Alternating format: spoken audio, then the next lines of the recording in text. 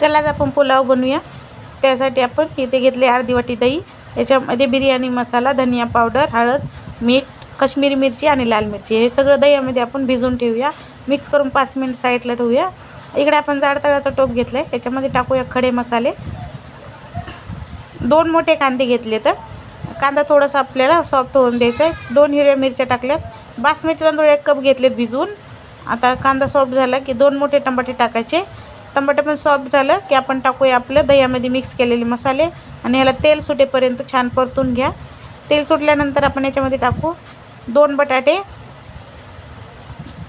1 वाटी घेतलेत वटाणे, अर्धी वाटी फ्लावर, अर्धी वाटी फरसबी, 1 गाजर घेतले। मिक्स करून घ्या छानपैकी। त्यानंतर आपण याच्यात तांदूळ टाकू। आपलं तांदूळ जेवढे त्याच्या दुप्पट आपल्याला पाणी टाकायचं याच्यामध्ये। थोडी कोथिंबीर टाकली आणि 5 मिनिटं फास्ट गॅसवर शिजायचं, त्यानंतर स्लो गॅसवर ठेवायचं। व्हिडिओ आवडला